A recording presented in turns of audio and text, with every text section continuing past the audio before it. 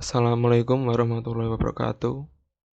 Perkenalkan, nama saya Araska Firdaus Novianto dengan NPM 20.0504.0040, jurusan S1 Teknik Informatika, kelas B reguler. Saya akan memperkenalkan komponen-komponen CPU beserta fungsinya. Yang pertama, casing CPU. Komponen CPU pertama adalah casing CPU, yang merupakan bagian paling luar. Umumnya CPU terbuat dari aluminium atau bahan-bahan yang sejenis. Fungsi casing CPU adalah untuk melindungi berbagai komponen CPU lainnya yang ada di dalam dari debu, panas, air, atau kotoran lainnya pada saat bekerja. Casing juga berfungsi sebagai tempat kita meletakkan dan memasang berbagai komponen seperti motherboard, power supply, optical disk drive, hard disk, dan lain-lain. Peran casing penting agar komponen lain terjaga dan tidak rusak. Yang kedua, motherboard. Fungsi dari motherboard adalah menghubungkan seluruh komponen penyusun sebuah komputer. Artinya, motherboard di sini mengemban tugas untuk menghubungkan bahasa kode antar perangkat keras agar dapat disinergikan menjadi sebuah aktivitas kerja perangkat komputer. Dilihat dari pengertian motherboard dan fungsinya, maka tak salah bila motherboard ini disebut sebagai perangkat keras yang paling utama dalam sebuah komputer. Jadi device ini merupakan alat utama yang harus ada di dalam rangkaian sebuah komputer, karena setiap komponen seperti hard disk, prosesor, RAM, DVD-ROM, panel dalam casing, kipas, VGA, port USB, dan yang lainnya semua terhubung menjadi satu melalui port atau tempat dudukan masing-masing sehingga ketika CPU dinyalakan, maka fungsi motherboard atau mainboard atau papan utama ini menghubungkan setiap komponen menjadi sebuah aktivitas kerja perangkat komputer. Yang ketiga, prosesor. Prosesor merupakan perangkat keras komputer yang memiliki tugas untuk memahami dan melaksanakan perintah dan data dari perangkat lunak.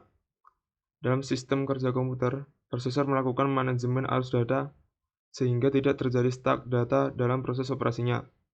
Adapun fungsi prosesor adalah melakukan pemrosesan data dan informasi pada komputer, mengintegrasikan seluruh komponen internal yang ada pada komputer, serta meningkatkan performa komputer. Yang keempat, RAM. RAM adalah singkatan dari Random Access Memory dan merupakan salah satu komponen CPU. Kinerja RAM sangat berpengaruh pada performa komputer secara keseluruhan, terutama untuk keperluan multitasking atau melakukan beberapa aktivitas secara bersamaan. Fungsi RAM adalah untuk menyimpan data sementara dari suatu aplikasi yang bisa dijalankan secara acak.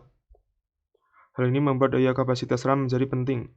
Selain untuk keperluan multitasking, juga untuk penggunaan aplikasi berat seperti game atau software desain grafis. Yang kelima, cooling fan atau kipas prosesor. Fungsi cooling fan penting dalam menjaga dan menstabilkan suhu pada CPU. Hal ini penting untuk mengantisipasi peningkatan suhu terutama jika melakukan aktivitas berat pada komputer. Cooling fan juga mampu menghindari kejadian-kejadian yang tidak diinginkan.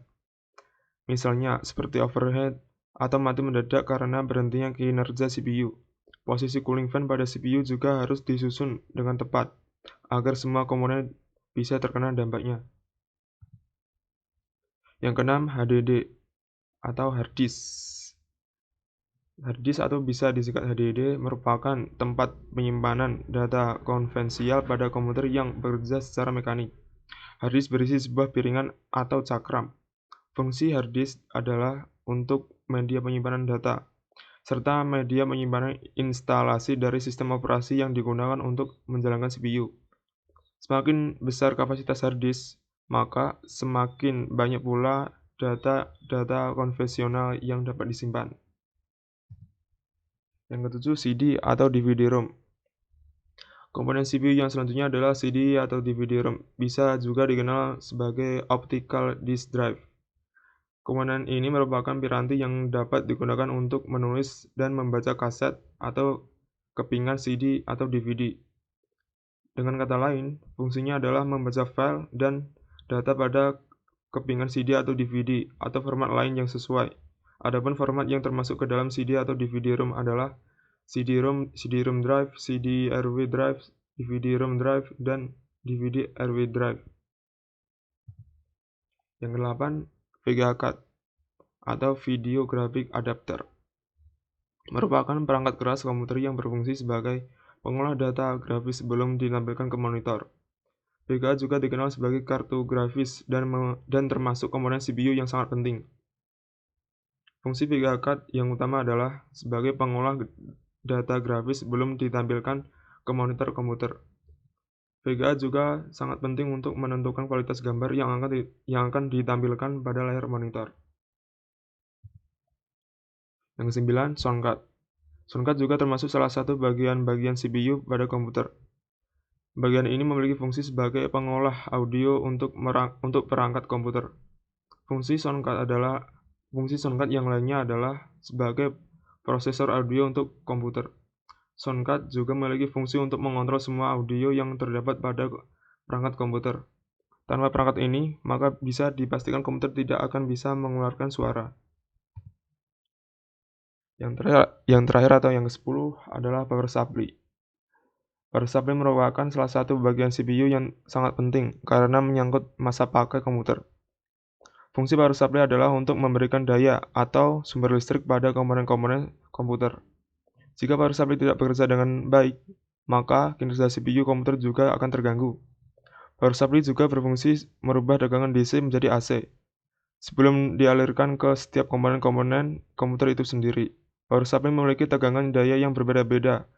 Ada dari 300 watt, 380 watt, 400 watt, 450 watt, 500 watt, 600 watt, dan sebagainya.